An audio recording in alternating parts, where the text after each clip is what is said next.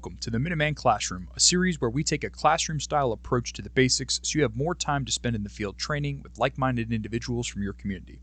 This content is primarily inspired by Marine Corps doctrine, secondarily by Army doctrine, but may have been modified by the narrator in a way they think best serves the tactical citizen and the modern Minuteman movement in order to set them up for success.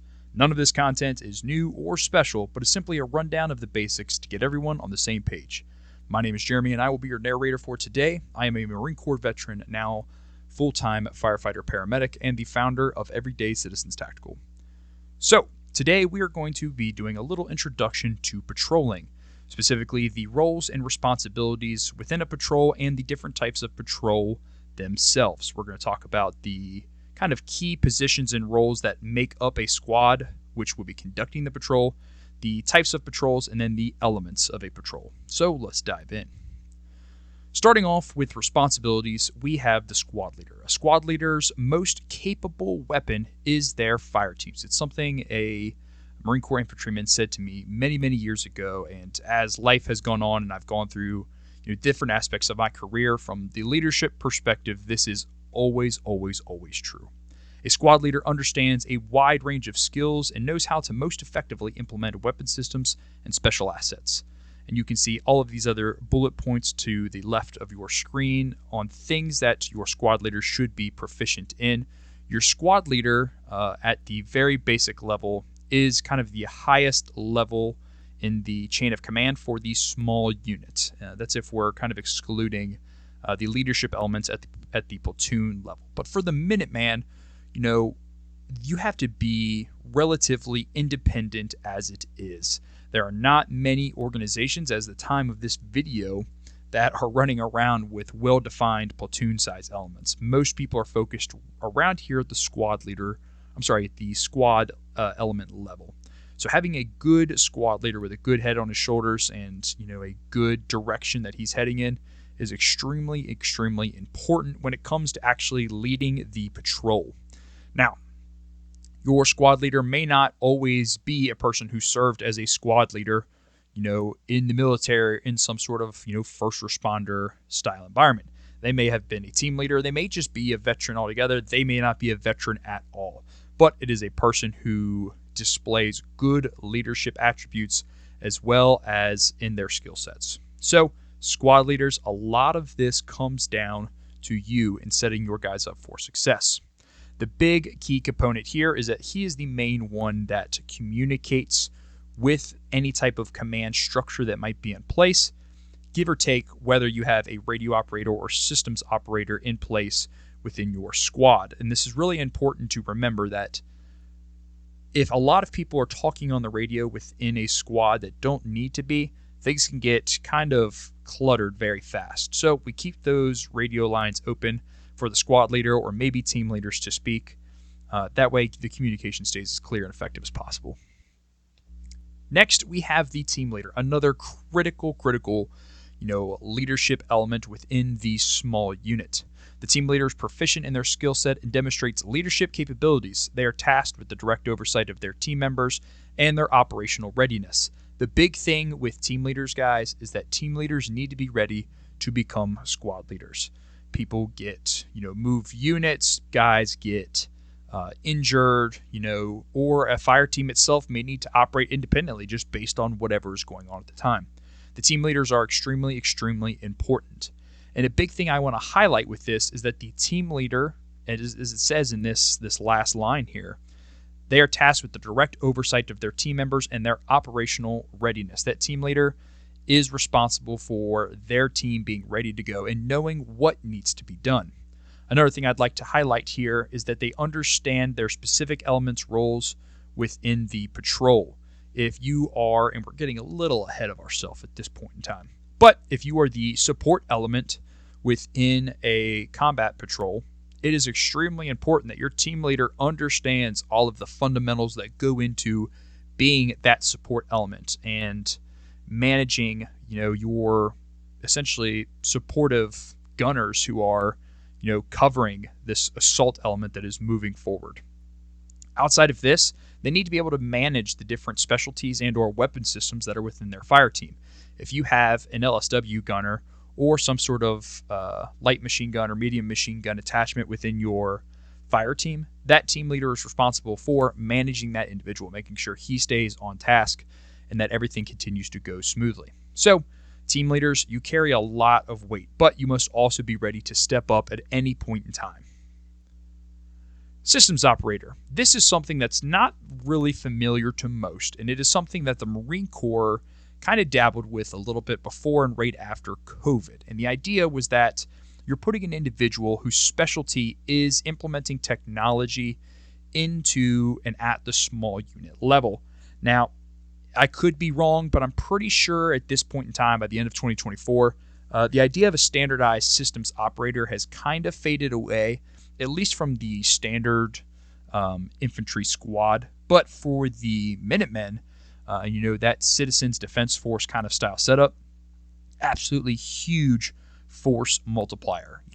One of the biggest restrictions we face and the limitations we face is that you have limited time to train and learn new skill sets, and the budget most definitely is limited when it comes to the advancement of your skills and capabilities. So, having somebody within that squad size element, that small unit that specializes in, drones, radios, SDRs, or other types of small equipment like that can really bring the squad's capabilities forward is a huge game changer. Now, your systems operator, just based on skill set, may also serve as your radio operator, but when we're talking about drones, SDRs, man-pack radios, and we're starting to pile a lot onto one guy. So just because this guy is the subject matter expert for the equipment does not necessarily mean he's going to be the one carrying or necessarily even implementing all of this equipment. He's just the individual that oversees, its implementation and maintenance as a whole. So systems operators, a very, very, very good force multiplier. The light support weapon, or the LSW, essentially the automatic rifleman. The light support weapon's role is to provide alternative forms of high-volume, accurate suppressive fire and a platform that can be logistically supported at the small unit level. We talked about the LSW role pretty extensively on the ECT YouTube page.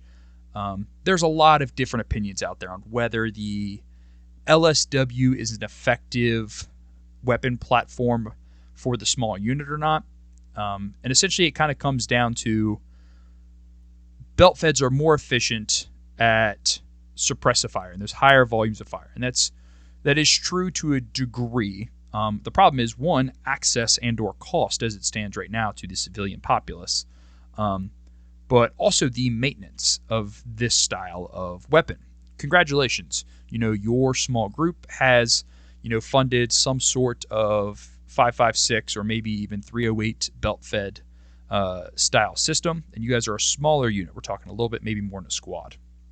Well, the likelihood that you're going to have a larger supportive infrastructure to maintain this weapon, replace parts that break, continuously come up with belts and belts links, may not necessarily be the reality for the much smaller unit. Plus, there is a bit of a knowledge gap that comes into all of this. That is where kind of the LSW build comes into hands, because it is some level of an AR platform weapon that is familiar to everyone in the squad. While the replacement parts may not be as quality as the ones that were originally on the platform, there are still some level of mil-spec parts laying around that can help keep this weapon up and going.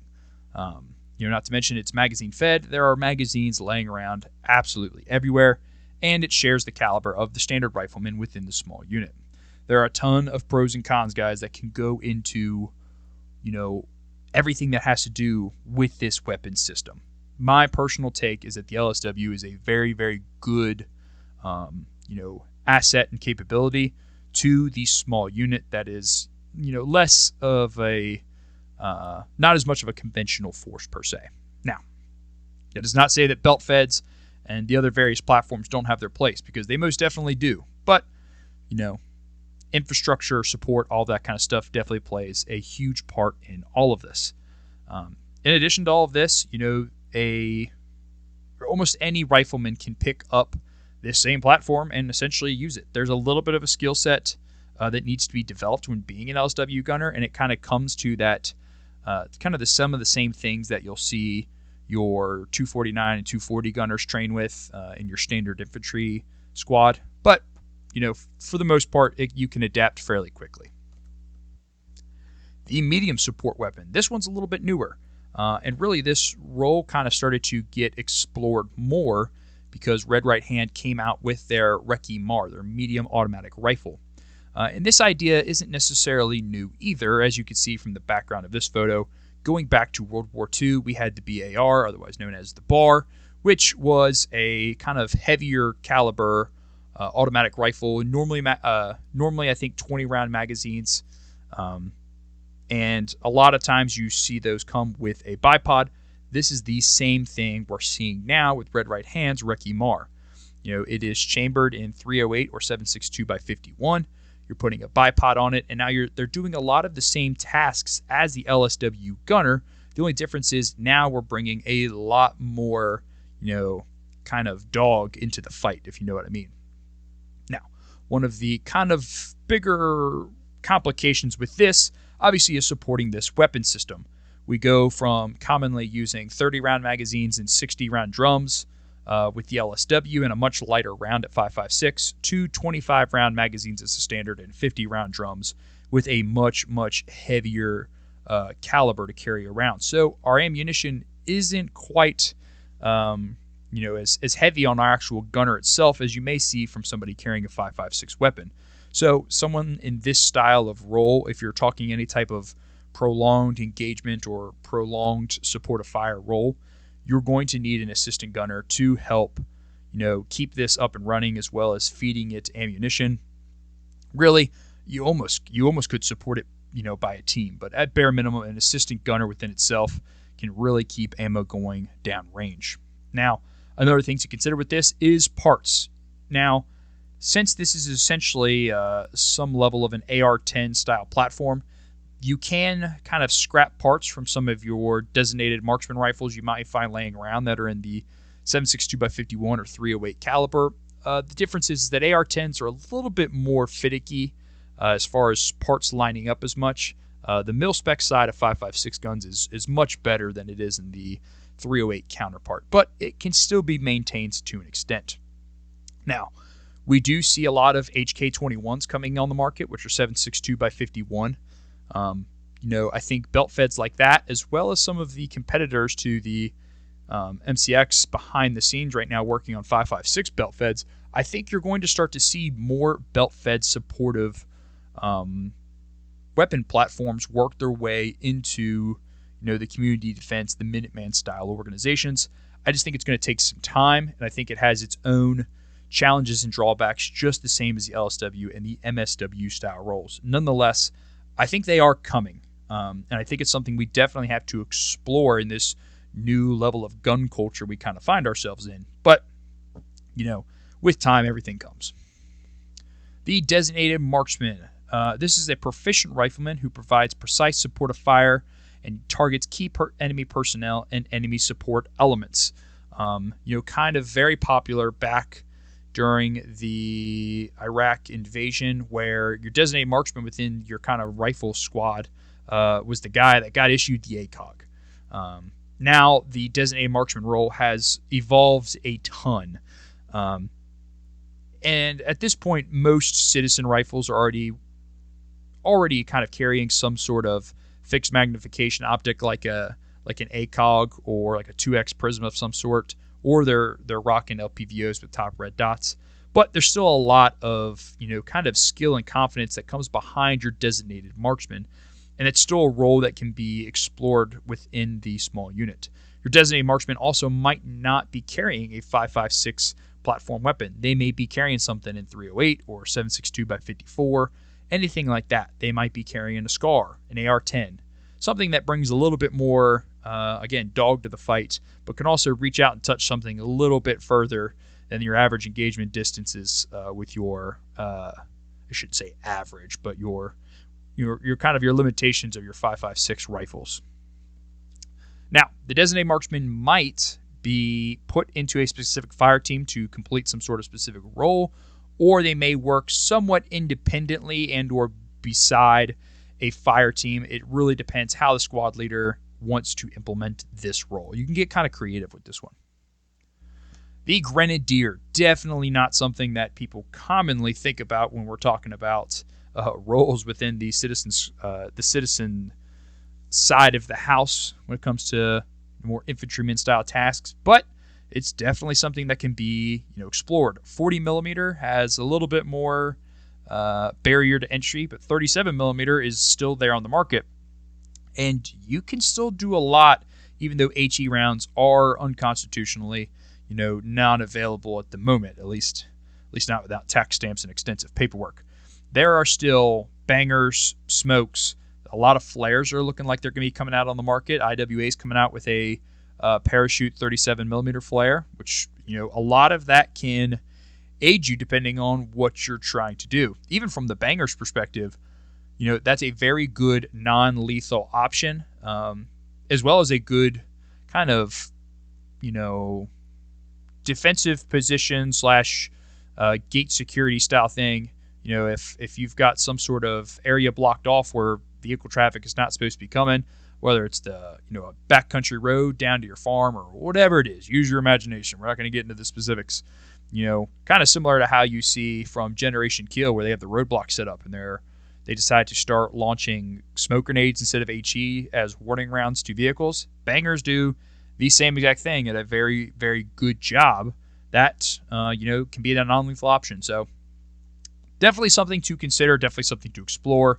Once again, there is a barrier to entry, being the cost of actually doing this, but it can be done. So now we're going to dive into the types of patrols, and the first one is the Reconnaissance Patrol. Recce. Everybody loves the recon stuff, the recce stuff, so on and so forth. Recon patrols aim to gain information on the size and capabilities of enemy forces, terrain features, infrastructure, and other valuable information that will aid the planning of future operations. Reconnaissance is all about getting that information, guys. It is not meant to be a direct contact style unit. It is meant to gain information. And recon patrols are best done in smaller units to avoid enemy detection. These patrols can be conducted in a variety of ways, from teams dressed as civilians in urban environments to camouflage teams hiding behind enemy lines in rural terrain. The reconnaissance side of things, guys, gets very diverse, very fast, and reconnaissance can be conducted anywhere at any point in time. It really just depends on, one, what your skill sets and capabilities are, but also how creative that you can get. Recon patrols avoid contact with enemy forces until unavoidable, primarily acting out of self-defense. Now, the only time there's an exception to this is when you're trying to recon by force, but given the size and capabilities of what we're talking about today, probably not going to happen. Recon patrols are not meant to be engaging with enemy forces. That is a very much a last resort. So, recon patrols, we're not diving too deep into the weeds here, guys. We're just going over, the types of patrols. Security patrol. Sometimes referred to as the standing patrol, security patrols are utilized in alignment with defensive positions, forward operating bases, or other strategic locations. Security patrols create a buffer zone between friendly lines and potential enemy forces. This is done by patrolling the immediate area around a defined position, installing early warning systems, inspecting man-made and natural obstacles, so on and so forth. Security patrols, honestly, are one of the most important and diverse patrols there is, and it very, very commonly gets overlooked. But security patrols are extremely, extremely important. Most people think, just doing security patrols is every 4 hours. We're going to walk along the wire and, that's it. But that's not true. The security patrols need to be diverse, random. You need to break up any type of pattern. You need to be thorough. You can change uniforms. You could scale your gear up. You could scale your gear down. This is done everywhere, all of the time. If you are even doing like a natural disaster response and you're set up at a church that is collecting donations, and then you are part of an element that is redistributing those back out into the affected areas, you may not have a squad size element of guys walking around with plate carriers as a part of your kind of security patrol, but you may have 2 guys in low pro with CCW whose responsibility it is to, at times, randomly patrol and wander the parking lots, the hallways, so on and so forth, of these centers where people are constantly coming in and out, where there's supplies and things that can be stolen. The security side of things gets really diverse, and it plays a huge role. Now, combat patrol. This is what everybody loves. The raids, the assaults, so on and so forth. The purpose of a combat patrol is to specifically engage enemy forces, whether this be through ambushes, raids, assaults, or other offensive actions. Elements of a combat patrol may also be tasked with collecting or recovering information on enemy forces, specifically during these raids. Combat patrols require the most amount of planning and must be well coordinated with any adjacent units. And that is a very true statement. Now, if all you have to you is a squad size element, you're probably not doing a lot of assaults or any other type of large scale offensive actions, but you're probably focusing more on the ambushes and very minor raids. As time goes on, though, and the elements and these organizations continue to grow, you may be looking at the other side of things, and you may say, Jeremy, we're defensive in nature. Why would we be conducting assaults? Let's get creative here, people. Even if bad guys in your area take over certain terrain and or infrastructure that is harming the local populace, guess what? You're gonna have to go get that back. In order to defend your community, you must assault an enemy position. So let's get creative. There are 3 elements of a combat patrol, and they are assault, support, and security. Essentially, these are the roles that the fire teams as a whole pick up. Now, I personally, and this is my opinion, like the idea of all patrols, regardless of what type it is, depending on the size of the unit, always being broken down into some sort of minor element within itself, whether it be assault, support, or security. I personally very much like that. I think it gives guys the ability to kind of advance within their specific element and their skill sets, and you kind of develop a good rhythm within your unit. But everybody should be able to do any of the 3 at any given point in time. I just prefer, it kind of being standardized through all the different types of patrols. So let's talk about those elements of that patrol. So first we have assault. The assault element is the patrol's main effort. During combat patrols, this element is tasked with maneuvering on target and accomplishing mission tasks. Common tasks are land navigation, setting the pace of the patrol. They're up in the front. They carry specialized equipment to breach doors and destroy obstacles. Once again, they're the ones that are kind of the main push during that assault or that raid. So they're going to be the first ones to encounter any type of barriers to entry, doors, gates, fences, locks, anything like that. They collect and recover potential intelligence while on target. Again, they're the ones actually getting into rooms and whatnot. They initially detain and handle prisoners, but they might get passed off, and we're going to talk about that in a little while. And then they are prepared to support itself if the support element can't suppress the enemy. This is very, very, very much true. The only thing at the squad level to consider with this is that it's going to be very hard for a fire team alone to do too many of these tasks at once. Honestly, in an ideal world, a squad is assigned each element during a combat patrol, but it really kind of depends on the context of what's going on and what you have available to you. But the assault element, those are the absolute go-getters. They are the meat eaters. They are the hard chargers. Support. The support element is the main supportive effort of the patrol. It is also the most flexible to fit the needs of the mission. It provides direct and indirect fire to support the assault element during assault and movements on and off the objective.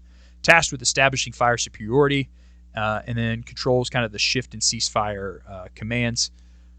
This is what I was talking about earlier with team leaders, really understanding their elements, roles, and responsibilities. A very good team leader within the supportive role can really make or break any type of offensive action. Being able to, shift fire as your assault element moves onto the objective, coordinating your LSW gunner or other type of supportive gunners, your designated marksman, anything like that. A fire team leader for the support element really, really, really drives this home. Now, within the support element, they are normally the ones that, and this is situation dependent, is going to be relatively stationary. So especially depending on what's going on, these guys might be lugging around a lot of extra ammo because you're going to be putting a lot of rounds downrange. Last, we have the security elements. Now, the security elements' first role is to isolate the objective from enemy personnel and vehicles attempting to enter the objective area. Their actions range from simply providing early warning to blocking enemy movement. This element may require several different forces located in various positions. The patrol leader is careful to consider enemy reserves or response forces that, once the engagement begins, will be alerted. And this kind of goes back to what I was saying about how a squad alone doing a combat patrol really isn't plausible unless it's a very, very small raid, because a fire team size element doing security tasks is not going to be able to observe or lock down a very large area. Especially with the second part, the second role of the security element is to prevent enemy from escaping the objective area. The third role is to secure the patrol's withdrawal route. Again, with limited personnel, especially if we start handing off detainees and stuff like that, you're really kind of limiting the capabilities of that small of a unit. There is a subtle yet important distinction for the security element. All elements of the patrol are responsible for their own local security. What distinguishes the security element is that they are protecting the entire patrol. So the support element itself needs to be kind of aware of its immediate surroundings. The security element cannot oversee everyone's immediate surroundings all of the time. They are thinking more big picture. The smaller units with themselves, they are focusing on their immediate security. One thing I really like, and again, this goes back to my opinion, whether you have a systems operator or not within your squad, I very much like the idea of the security team or the security element carrying around kind of that short distance drone. The reason being is one, that short distance drone can be a significant force multiplier for this security element who may be limited on personnel. A drone can cover a lot of area a lot faster than guys can on foot. Plus, you can get a lot bigger picture of what's going on.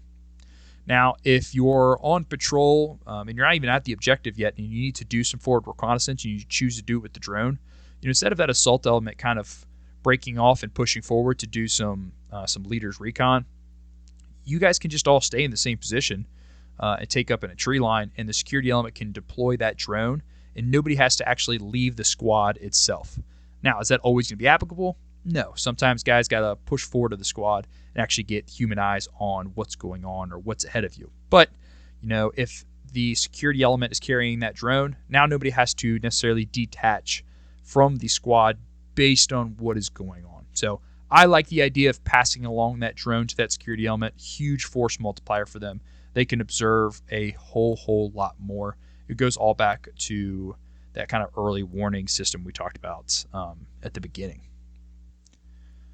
Some other considerations: different specialty personnel or capabilities may be attached to your patrol, which must be considered when designating elements and positions. Examples of this may be radio operators, drone operators, EOD. Not a huge thing with us at this stage, but something else that's not listed in here is some sort of field medic.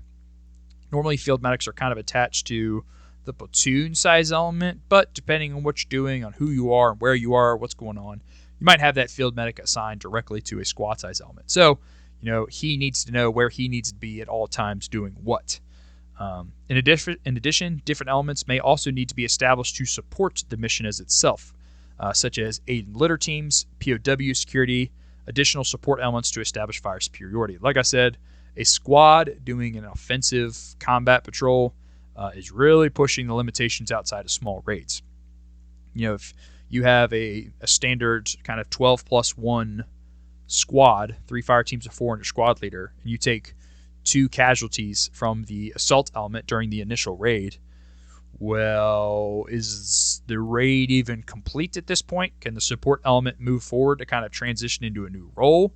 Are there detainees that need to be watched? Because now that kind of takes up your entire security element, and now we're limited on an aid and litter team, and you can kind of put together how this becomes extremely limited very, very fast. So things that need to be considered, but we got to work with what we got. We need to understand everybody's limitations. Everybody can't do 100 things at once. That's all I've got, guys, for this episode. Again, super basic rundown of everything. If you like this video, please consider liking and subscribing. If you have questions or comments or just general ideas of this video and the topic that we covered, please leave them in the comment section down below. And as always, guys, train hard, train often.